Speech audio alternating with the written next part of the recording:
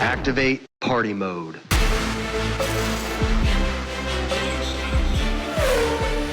A-firm, party mode engaged. Welcome to Party Mode, the F1 podcast with no limits. I'm Jethro Bovington, and I'm joined by my good friends Charlie Curtis and Matthew Collins. So, boys, how are we feeling? Are we Lewis Hamilton or Lando Norris this morning? I'm Lando. You're always Lando. You're a happy person. Yeah. I'm feeling more like Lewis. Yeah, well, I expected that as a big Lewis fan. But we are basking in a pretty cool Hungarian Grand Prix, but also slightly concerned that it's many weeks until the Dutch GP rolls around. So I don't know what we're going to do with our weekends, but shall we? I think there's a lot to cover, isn't there, this weekend, from team strategy to happy drivers and sad drivers. Should we start with Lewis and qualifying, because it was so bleak, wasn't it? And maybe we can have an upward trajectory from there, basically. I'm not sure I've ever seen not only Lewis, but any F1 driver quite so depressed. Yeah, and you saw his interview where he said they needed a new driver. Did you see that one? Yeah. I mean, he was so sad. Not even upset, just genuinely sad. That whole interview was brutal. Yeah, and I heard another couple, and you could almost not hear him. He was almost inaudible. He was almost like he was on the first episode of the Party Mode podcast, in fact, where no one could actually hear us. So, yeah, it was... he just seemed so depressed. And on the one hand, I completely get it. I guess if you're a Lewis apologist, which Charlie, you might be, but certainly lots of fans are, he seems to like have this, and I guess it's the internet, isn't it? Completely rabid following who cannot countenance the idea that he's lost any of his speed or he's just not driving as well. So if you're an apologist, you'd say, well, he was actually like a 10th and a half or something, maybe 2/10 off Leclerc in Q1. And so it wasn't as bad as it looked. It's such a tight field. But then again, being 2/10 off Leclerc when you're a 7-time champion and you've gone there to make this dream move is in itself, I guess, fairly bad. And I get why he's so depressed. It's like the dream move is turning into a nightmare. Well, and also to make things worse, Leclerc stuck it on pole. Yeah, he did. When all is said and done. So, a Ferrari team that has not looked good. Their car has not looked good all season. And that was kind of the excuse, was like, well, the upgrades didn't pan out. The car's not great, blah, blah, blah. And then your teammate goes and puts it on pole, first one of the season. And you're, telling everyone that Ferrari needs to get a new driver. It was bleak. Okay, so it was sad. Leclerc's pole was out of nowhere, which we'll get onto. That was bizarre. I was like, what? It was like some sort of weird parallel universe, because he didn't actually... Did he go any quicker? I'm not sure he actually went much quicker, but the McLarens just sort of fell off a cliff, didn't they? And they blamed it on wind, which is a typical Formula One random tiny detail that destroys a whole weekend. It made me think that Max Verstappen was going to get pole because he had that last lap coming in. And I was like, okay, well, Leclerc got pole. So that means it's something to do with the track and the driver, not the car. So like Max is for sure going to put it. And then he put it in 6th or whatever it was. And I was like 8th, I think. Yeah. And I was like, so shit. I'm like, what was this? Unbelievable. Yeah, it was unreal. It was great to see. And it made for the race to be more of an enticing prospect, although it turned out to be more of a McLaren fest.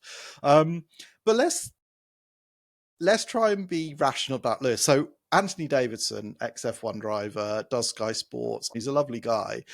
And he's one of the few who's come out and just said, age is the elephant in the room. It has to be a factor. People then throw back, well, Alonso's still doing well. Well, Alonso outqualified Lance Stroll by 1/100th of a second, I think.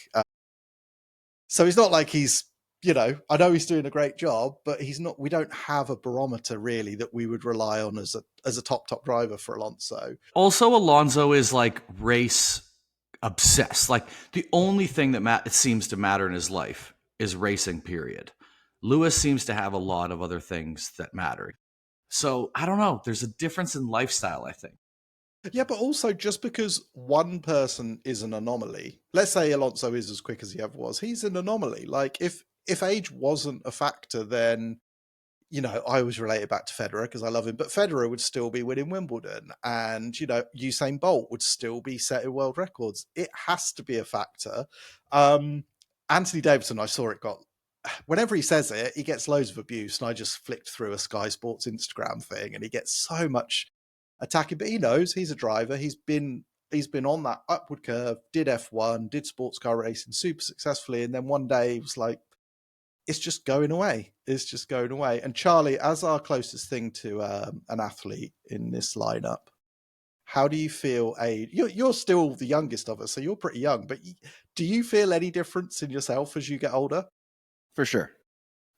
Performance-wise, I got to even, you know, I've always been active and working out, so I could kind of eat whatever I wanted forever, and that's slowly changing, you know, with every year. Dumb little aches and pains linger a little bit longer. Like Matt said, it'll be some random thing you bend over and it's like, oh, that kind of felt a little weird. So definitely, and they're putting their bodies through some abuse. And sleep. You can't sleep in anymore. Like, I think there was an interview with Leclerc that said he can sleep like crazy. And there was one night he was traveling and he slept for 13 hours straight. He's like, it's probably not good, but it is good. So maybe Lewis is having problems sleeping, and that honestly could just be it. I do think age is obviously playing into it, but it just seems so fast. Like last year, it didn't seem like age was an issue. You know, like it's not like it's been a slow decline. But then it's again, marginal. That's the thing of F1, right? Yeah. If you're not 100% in everything, but everyone else is. Everyone's pushing, and Max is redefining what the limit is on a like week by week basis almost. I just think you only have to be 0.25% off, and it looks like a margin because that's what it is. Yeah, I mean, maybe we're wrong. Maybe this is everyone's like, well, Lewis, this era of cars does not suit Lewis's driving styles. Let's see what happens next year. But I just think if you'd have stuck Lewis in any of the cars when he was at his peak, whether it suited him or not, he would have wrung the most out of it because that's what he did. And I don't see how you flick a switch from being beaten by George Russell and then Leclerc to suddenly be leading the team next year. I hope I'm wrong, really, because I'd love to see him win another title. And I do feel like he was robbed a little bit. And it would be the ultimate comeback story, wouldn't it? But it has to be, it's got to be there. You can't perform at that level forever. It's amazing he's performed at that level for as long as he has, to be honest. I was just going to say, he's also kind of an anomaly in that he's lasted this long, you know? Yeah. There was an interview a while ago, a couple of weeks ago, where he was saying, I don't know how other drivers do it. They have children, they have girlfriends, they have different things in their life going on. But then you kind of weirdly look at it and you're like, I don't know. He's had a history of like tumultuous relationships and things that kind of like, I read a book of his pit crew that he said like he could see a performance difference if he was in a bad part of his relationship or a good part of his relationship. So maybe he's just realizing he's lonely and he doesn't love someone and have someone to support him. And like, I've been better in my life when I've been in a good relationship, and I've been worse in my life in a bad relationship, or different when I'm lonely. So it could be something just weird and psychological. Like he just wants to be in love and he can't get there, and he doesn't know how other drivers can do it, but maybe it would change him. I don't know. Some weird psychological issue. You could be right. I think we need to get him on this show. We need to get him on the show and have you talk to him about these mental issues. Relationship counseling. Yeah, maybe that's it. You might be right. You could be right. I mean, there's no other explanation that we've all agreed upon or hit upon. And it's funny, you read so much stuff and I consume a lot of the F1 media, and there's so many theories, but I do feel like no one could just accept like he's just not driving quite as well as he was, like which seems to be the only logical evidence-based theory. Occam's razor. Yeah, Mm. you can think of all these excuses, the driving style, the team are screwing him over on this. They have no motive to do that. It comes down to his performance. And if he's saying it, if all the races are showing that pattern, you know, it's got to be the case, hasn't it? So I am a devout Lewis fan, but it's just not happening. And there's flashes, but there's no consistency. And even when he had a decent car, had a decent weekend, he just didn't have that edge on overtakes.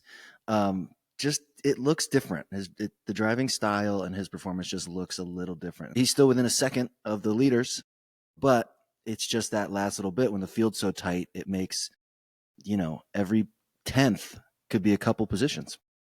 Okay, so Lewis needs love and support. Mhm. What about McLaren? Let's get onto the race because it was pretty fascinating, and we ended up with a cameo really from Leclerc. We could get onto the strange drop off in performance from Leclerc, but it came down to the McLaren boys as usual, and a straight fight with a split strategy. Again, so many theories online. Oscar fans saying that McLaren screwed him over, Lando fans saying he made the difference. I mean, to me, it's just both sides of the garage doing the best strategy that's in front of them to win. Unfortunately for Oscar on this occasion, it worked out for Lando. It was as simple as that, wasn't it? Yeah, and I mean, there's no way that you can assume Lando would be able to maintain a decent pace after 40 laps on a set of tires. So, his strategy happened to work out, but there's no way that anyone in that garage assumed that would happen. Mhm. I mean, even Lando, the reason he said yes is like, I got nothing to lose. Yeah, he was marooned, wasn't he? He was marooned in fourth place, effectively. Kind of forced into it. Yeah, it was like either come fourth where you are, roll the dice, and you'll probably be fourth or fifth anyway, because Alonso was a good chunk behind. Yeah, it just seemed like the thing to do. But what did you make of the battle? What were you thinking as it unfolded? The first lap, I thought he was done for. I was Me like, too. well, he just really screwed this up. But then because he has a new great girlfriend, he really was able to psychologically turn it around in the end. But he also lucked out. I think he lucked out in this race with his strategy. Like they went on a different strategy and it worked. So, fuck. But it was so fun. It was good. It was great to watch. I liked when they were talking about Piastri coming in. His only concern wasn't where he was going to finish the race, just where he was going to finish in relation to Lando. Like he was really emphasizing, how am I going to beat Lando? Not how am I going to win this race or anything else, but how can I beat him, which I really liked. Yeah, I mean, I wanted Piastri to win over Lando, I suppose, but now we got a 9-point gap at the top. I mean, that's big. And they're trading races. Which is so exciting right now. It is. I had the same, like I said on the last show, I am just subconsciously support Lando. So when and because he's hard to support, because he's never completely solid, dominant, it's very rare. So like as soon as I saw the first lap, I was like, oh man, he's done it again. I was like, this is the pattern. It almost doesn't matter now whether Lando qualifies ahead or behind of Piastri. He's going to have a crappy first lap, and then he's in recovery mode, and Piastri's off into the distance. Fair play. He sort of kept his chin up, didn't he? And he went for the alternative strategy, and it worked. And when Oscar was chasing him, I mean, my assumption at the end was like Oscar will just breeze past him, and the fact he didn't, and Lando made no mistakes. And not only that, the onboard cameras, every time you looked at Oscar getting close, he was having a wobble through a corner, running wide or sliding over a curb. And Lando on his old tires was absolutely nailed on the line. It was impressive to watch. Yeah, I did think that Lando was going to have a little slip up at the end. Like I was kind of waiting, like gap's not really coming down, but he's just one little mistake away from Oscar being right on his butt. But he kept it together. My mentality watching was, because the gap came down quick from 8 seconds to like 2. So I was like, okay, I'm putting myself in Lando's helmet. I was like, take him out. Like if he's coming past, you're better off maintaining this gap going into the summer. So I was watching with my missus and my little girl who's 4, and I started shouting, "Take him out!" Like I was like, "Take him out!" So Ellie thought this was great. So she was sitting there clapping her hands. So we were both sat on the sofa clapping in unison, shouting, "Take him out! Take him out!" Which is what I hoped to see. But in the end, he just held on for the win. Well, he was asked how he felt in those last few laps in a post-race interview, and his reaction was, Yeah, just that. And I was like, yeah, like they were both so happy at the end. And like, I think Oscar, yeah, of course, he's a little bit bummed, but like you could tell that, you know, me and Charlie were watching together. And when Lando came up to Oscar, like Oscar had a good smile on his face, and he was like, all right, that was really fun. Like he was just, they could only dive on that one corner every time. And then he had to wait a whole lap before he could try to pass him again. And he tried everything he could, but Lando held it in. he did. So back in the day, Mercedes, when they had Rosberg and Hamilton dominant, they had a policy effectively that you couldn't split the strategy because it could work out one way or another in favor of one of the drivers. But I think it's a bit different now because the field's so close. And I think once Lando's dropped back, or Oscar in future, they've got to be allowed to do their peak strategy, haven't they, and try something different. Otherwise, it feels like a fix almost, doesn't it? And there's different strategies based on where you're at. Like if you're going to come out in the middle of the field, you're going to wait a couple laps or maybe come in a few laps early. I mean, it's no two cars are having the exact same race, no two drivers. So to just assume that both strategies can be the same, it wouldn't work that way.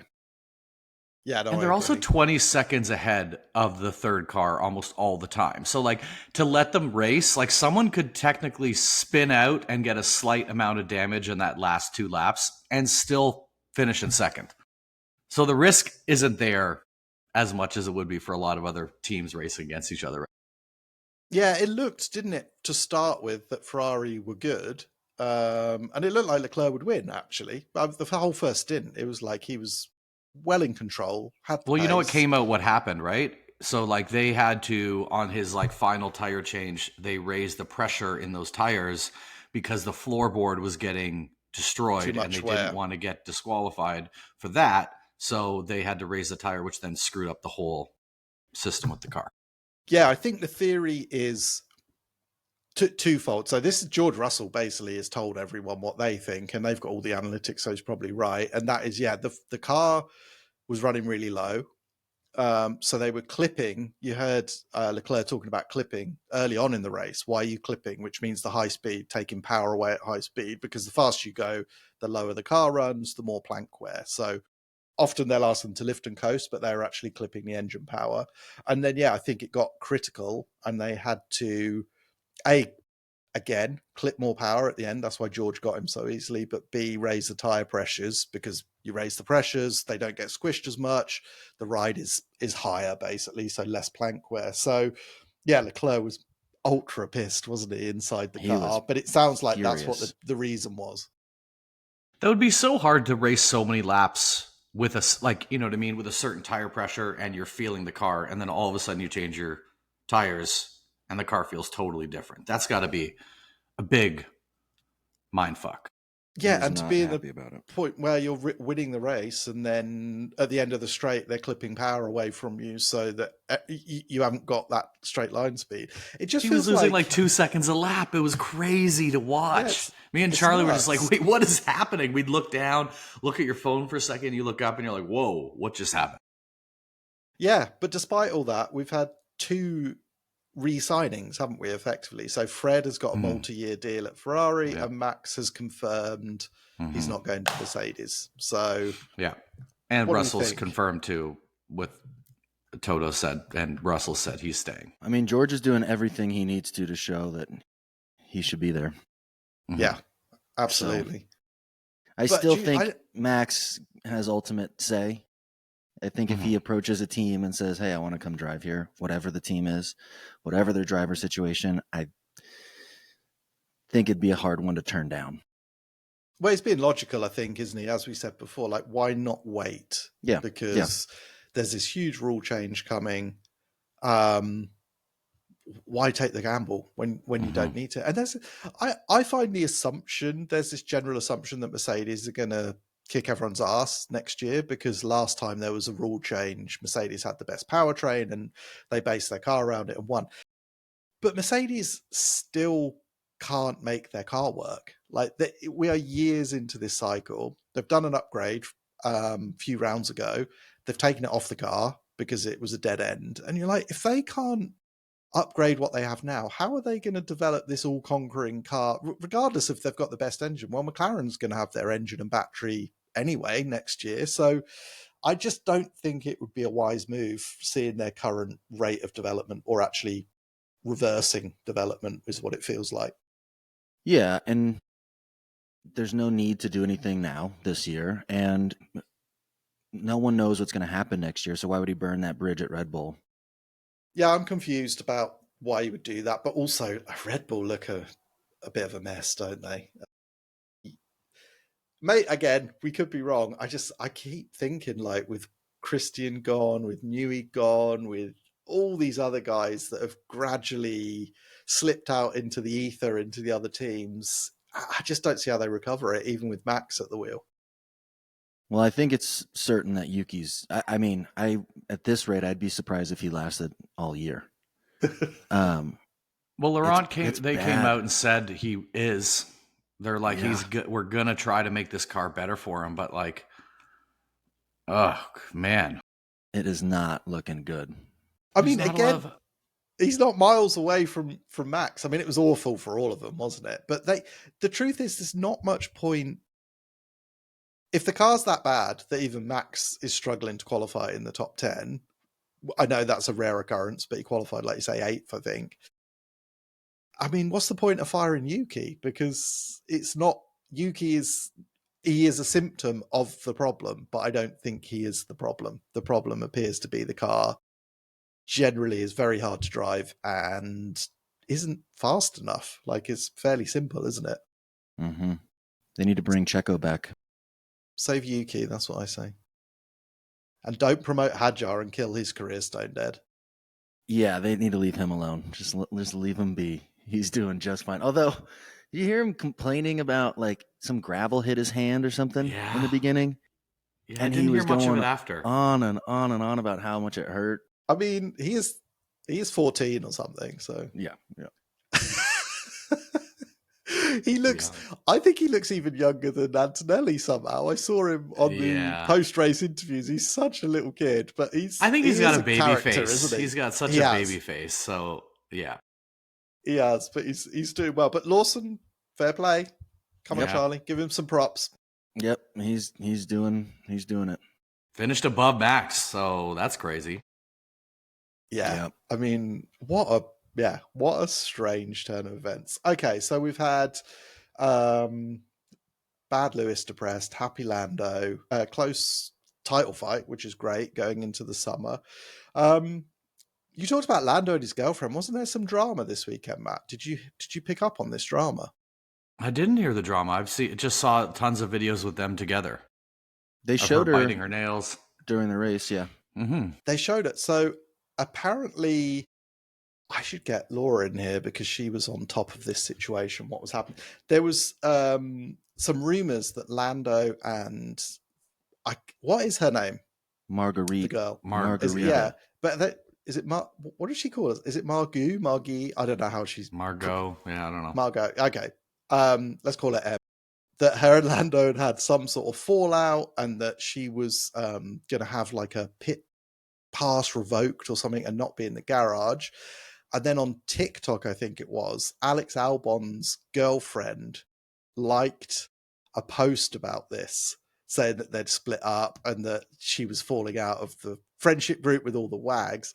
And then she immediately went on and commented and was like, no, I didn't mean to like that. I was scrolling and accidentally liked it. This is not a thing. But there was all this drama going on that this girl had fallen out with Lando and was going to fall out of this friendship group with all the wags. And there was a lot of drama. But they certainly appeared pretty happy from all the stuff I saw in the race.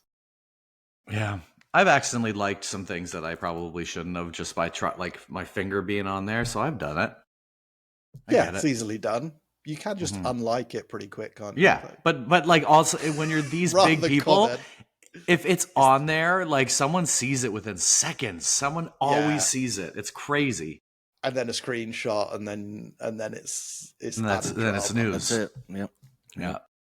Well, I'm pleased for Lando. I think he's going to have a nice summer. I think Oscar, he'll be fairly philosophical about it, won't he? He'll just go on and try and win. And I still think he looks like the favourite. He's just so consistent, isn't he? He's so metronomic. Even his bad weekends are pretty good weekends these days. So Yeah. I think, but we've got a cool second half to continue with. Okay, so it's half time in the season. We could probably do a rookie report or something, but I think we should also do a party mode report on how we're feeling. We started this born out of F1 with DRS, our former leader, still friend, although, you know, we quietly hate him. Dax, no, we don't really. We love him. And we wanted to carry on, basically, talking about F1, doing all things F1. And we didn't know if we could do it, how it would turn out. So why don't we give ourselves some honest feedback and talk about maybe what we should change for the second half of the season? Because we need to be a Max Verstappen style, always looking forward. What do you think, Matt? How are we doing? Oh, shit. Here we go. Well, not having to go to a location to record every Monday morning downtown, that was a lot more time commitment. So it's nice to not do that.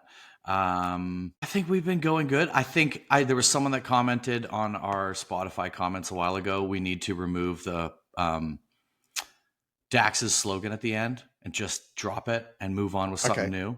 So maybe no matter what, we're coming back at this end of the season with something that is just not referencing the past. We're going to move forward. We've done half a season. We're going to try. We're going to move forward and forget. Like we're making tons of money, so I think we're doing good there. I'm looking at quitting my normal job soon. We're at least able to buy like a coffee a week each, I think, out of this. So I think that's good. And I think if we keep pushing it, we could maybe start to have a couple coffees a week next half a season, which would be perfect. Yeah, I will say that it was a pretty steep learning curve after last year it being just so plug and play. I mean, we had Rob producing it before we even went down and did video, but it was just go in, talk, done. Yeah. And I mean, it seems like there's a lot of moving parts, but there's way more pieces involved than I thought, from the sound down to the editing to the uploading to the different platforms and getting everything where it needs to be. So that was a pretty steep learning curve for me. Obviously the sound, I think we've kind of figured it out. But that was a rough couple weeks. But yeah, I think we're finding a little rhythm, a little flow to the episodes, which is always nice. It makes it feel easier, makes it easier to edit when we have a little rhythm, which I think we're developing. Mm-hmm. And I think we should do some guests. Yeah, I think that would be fun to do in the second half of the season. So I think Charlie's taken on all the technical stuff. So big thank you to Charlie for learning that, editing, uploading, doing all the stuff that Matt and I do not do. From my point of view, even the idea of talking in a show that has been associated with Dax is tough because I'm not like don't listen to every podcast he does, but whenever there's a guest that I'm interested in, or he'll text me and be like, you should listen to this one, it's great. Like Alexander Skarsgård he just did, who was brilliant and was really fun. He's so good.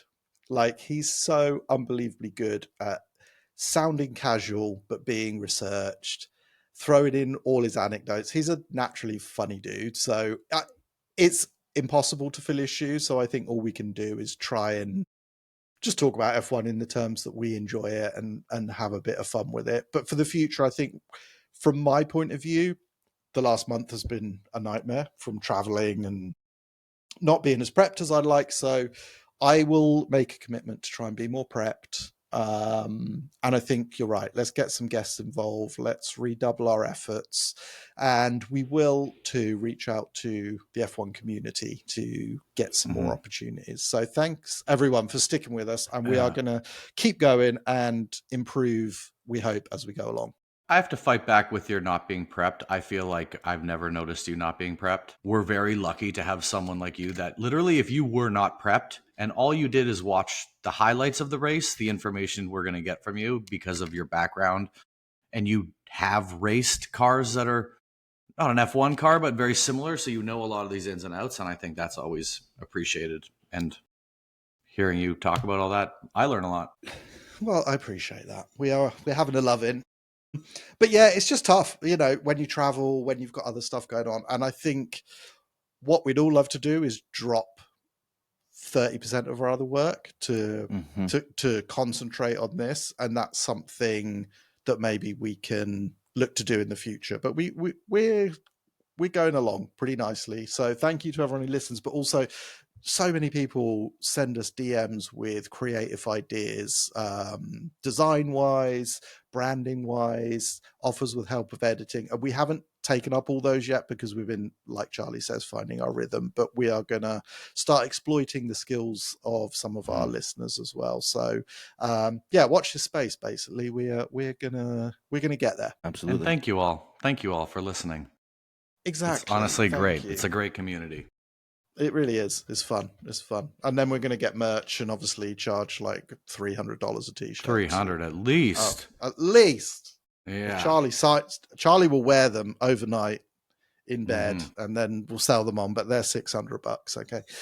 Charlie's used F1 Party Mode podcast underwear for sale, $500 a piece. Exactly. Exactly. Yeah. I think that could be our first merchandise.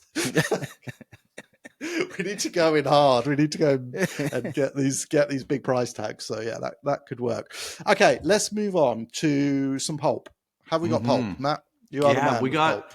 So maybe a positive thing with Lewis. I don't know what's happening, but in an interview I did see, I guess he's been teasing 8/8, so the 8th of August, and he was asked in an interview what's happening on the 8th of August.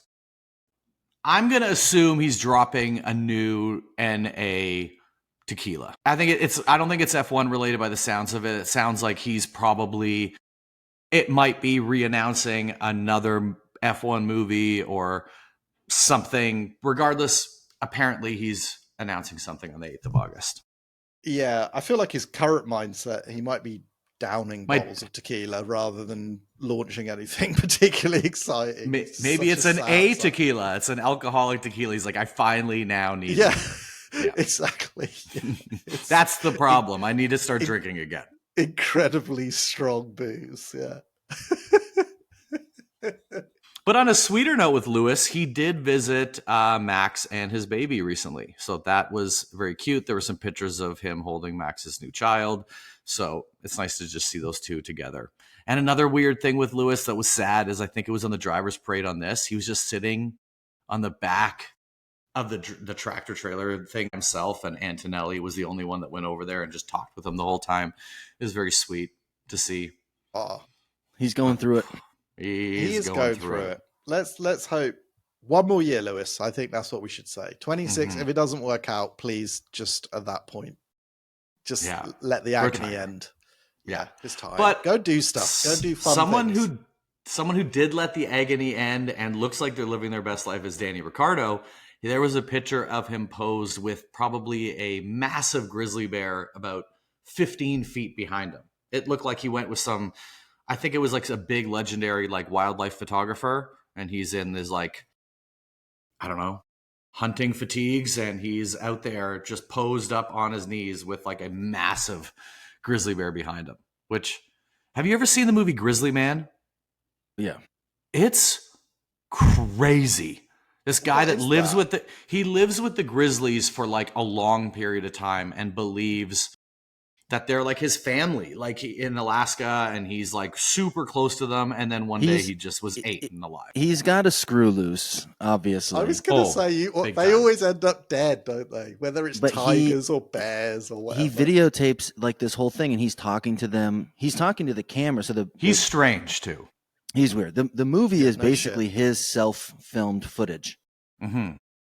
He's like, he thinks he's a bear. He's living his life like he's one of these bears. And of course, then in the middle of the night, one decides to eat him. Didn't turn out so well, but. Did you ever see, there was a documentary about a guy trying to build a suit that could withstand a grizzly attack? Did you see that documentary? God. No. Did he die? No, he didn't, but it was awesome. Like, he literally just, there's all these bizarre scenes. Like, he builds this huge suit where he basically just walks out like a metal man. There's many iterations. But he's getting his friends to run him over in pickup trucks. It's just the weirdest thing. The last scene is him walking out and a load of his friends beating the crap out of him with like baseball bats and golf clubs and stuff. It's genius. It's really, really funny. Well worth looking at. I'll see if I can find a link on YouTube or something because it's great. Yeah, please. I need to see that. Another thing that was incredible, I saw this video at the race this weekend. And I guess some guys decided to dig under like kind of a more remote concrete wall to get access to the race. And someone's filming it from the inside. And all you see is like the concrete walls here. And you just see two hands with like a rock underneath. You don't see the person at all. And then you just see a security guard standing right beside it. Just waiting. Like they have so much more to go. Like they have another hour of digging and they're doing all this just to get on the other side and immediately be told, get the fuck on the other side. So it was just so good. And then the head pops up and it's Christian Horner. Let me in, guys. I hope someone needs to do that one. I think that meme needs to be there. Christian Horner trying to get back into Red Bull. Do you think he's ever going to go to a race? The whole media will just be on him, like to put himself through that. I think until he gets a position, I don't think he's back. Weird. Right? Yeah, I agree. I hope he comes back as a team owner somehow or another. I think he's a great character for F1. And even this weekend, you miss it a bit. He's there to just needle people, isn't he? He's like, and ironically, the Verstappens have got rid of him. To me, as a team owner and leader, he is like Max Verstappen to the drivers. Do you know what I mean? He like doesn't really care. He's a bit mouthy. He needles everyone. He pushes the limits. They were actually the perfect pair. Yeah, I agree. Yeah, it seems impossible. He's done. He was too good for too long. And he's still pretty young. Yeah. So he'll be back. But I am always curious if we'll see him spectating. He's never done that. No. And he he for sure watches the race at home, right? Or do you think he just needs a break? Do you think he's just like, I can't be a part of this anymore. I'm going to go ride horses. No, he's watching. Yeah, he's watching. I think so. He's got 5 different screens up. I don't think he's ready for this in his career, but wouldn't it be? He'd be great on Sky Sports F1 or F1 TV or something as well, because he would just lay it bare, and he knows the inside of these teams, so it would actually be really fun. If I was working for one of those broadcasters, apart from ringing me to help present, I would also ring Christian Horner. Yeah. Have you ever like applied for that role? Like you would be so good in a role like that. Like I haven't. I would love to. And when I do Le Mans in particular, we use a lot of F1, either Sky Sports F1 or F1 TV camera guys. And I always get on with them and they always say, you should do this. So I have managed to get a contact and it's high on my project list. I've just had a month basically where I've not been at home. I'm delighted to be home. So the next 2 or 3 weeks I will try. I don't think it will happen, but I'd love to just do like 2 or 3 races. It'd be really cool. Do a couple of interviews. I can cheer Lewis up. I can It'd be really good for the podcast if you did that. Yeah, it would really be quite good useful. for the podcast. That would be quite useful. I'll try. I'll try. I'll keep you posted if anything amazing happens. Yeah. So we had a great. I don't know if you guys have seen this guy, the meme. I have not. No. He's like sitting on a desk and he's always got this look on his face. And all you see, there's this like video footage of Hadjar in the back, and he's just like sees him, and he's like, the meme. And he fangirled over this meme guy, and this guy's just one stock photo that went viral.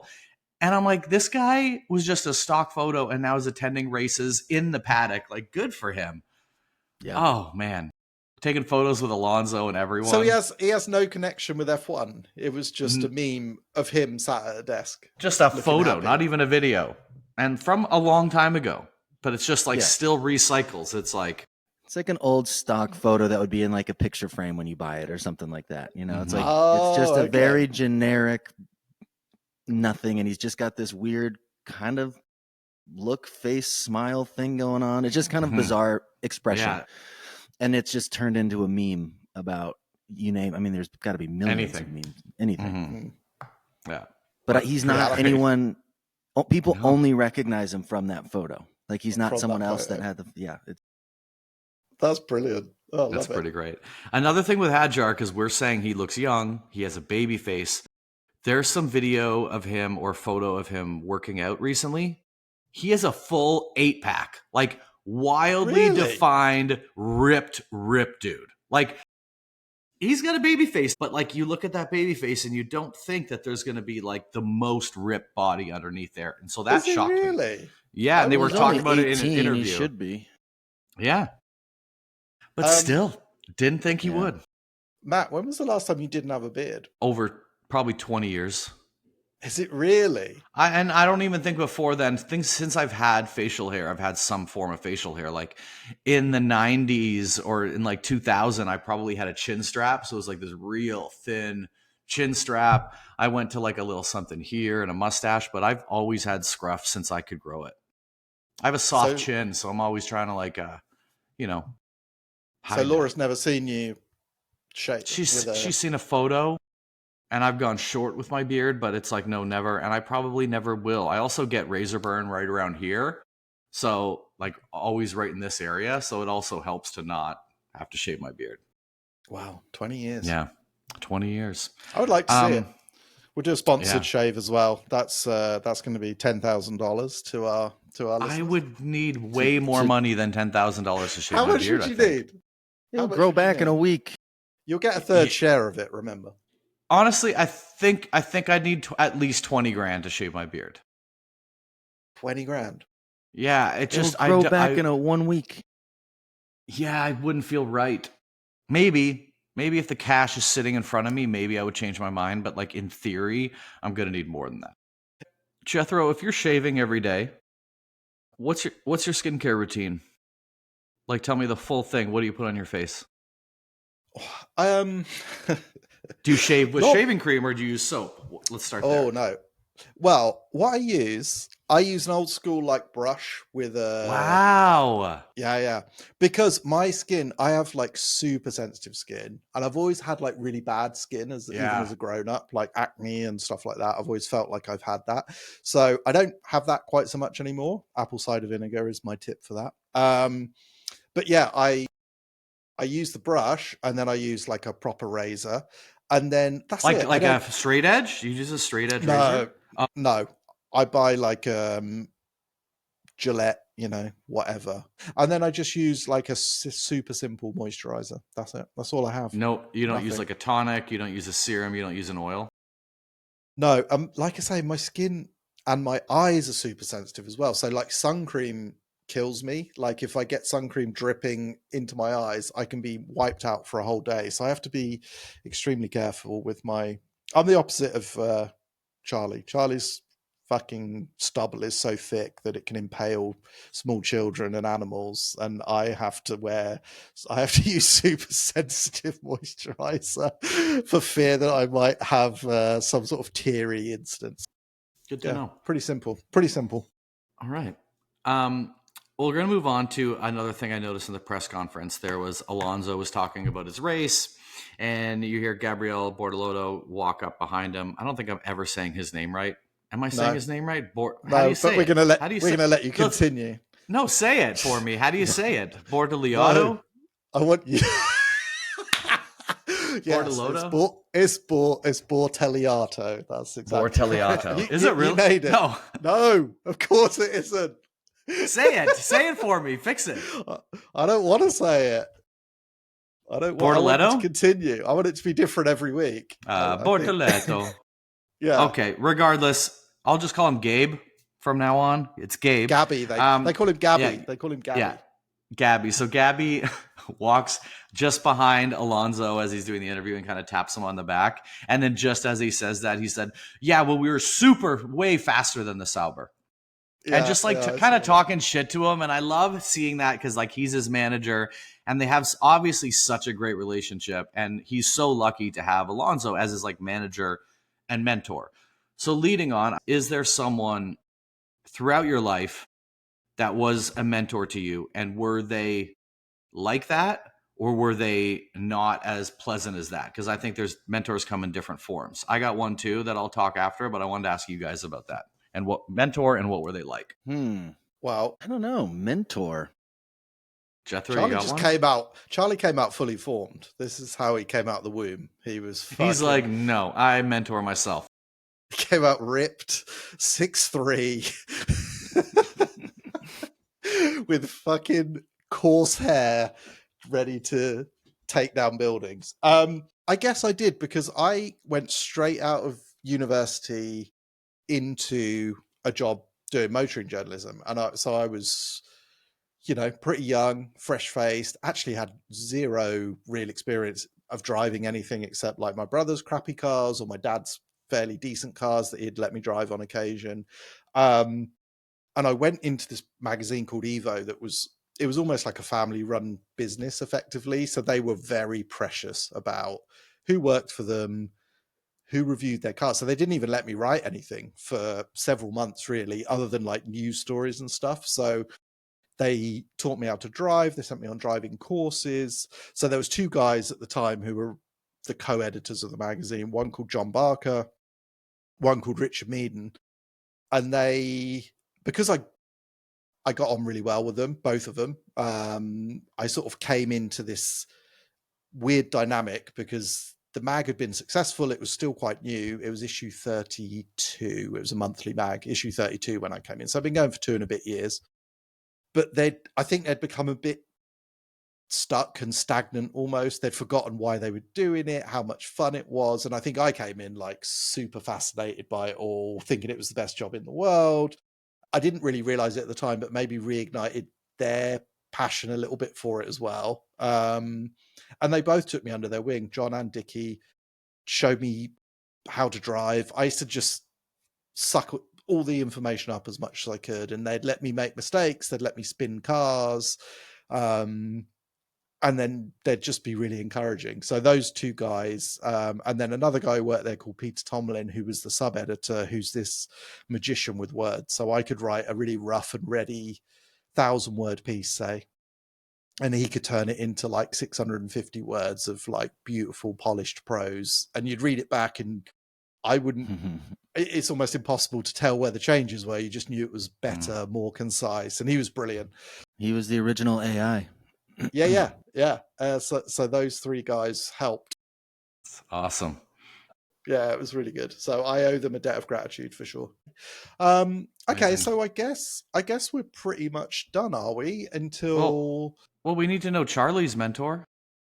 Charlie didn't have a mentor. Charlie was fucking You got came nothing? out a fully formed adult. You don't have a coach. You got to have like some coach that made an impact in your life throughout your entire career of football. I don't know. I'll have to think about it and come back to you.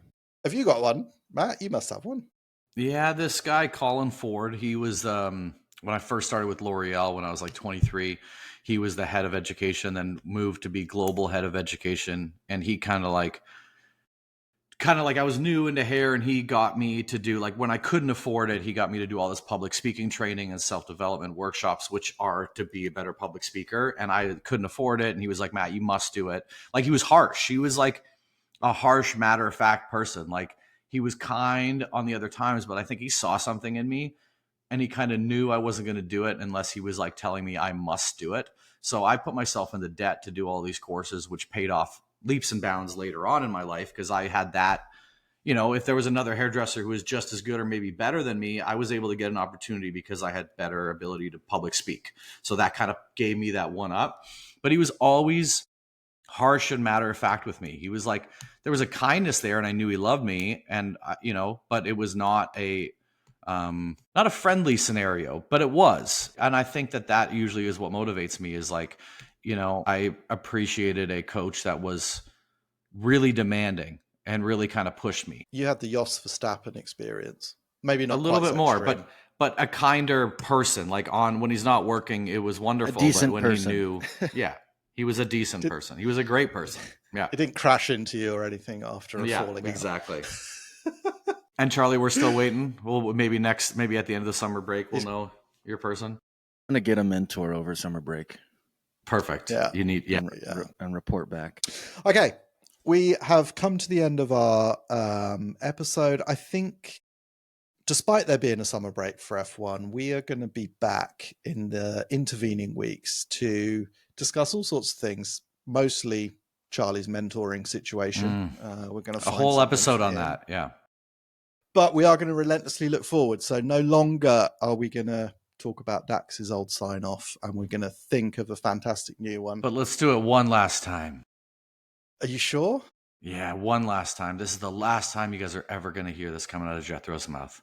Okay, here we go. Make it good, So at this Jethro. point, it's going to be good. Don't pressure me. At this point, Dax would say, push, push, push, push. But we're just going to say, fuck you, Dax. We're coming back with a new slogan at the end of the summer break. That's the one. Nailed it. Love you, Dax. See you All next right. week. All right. See you guys. ya.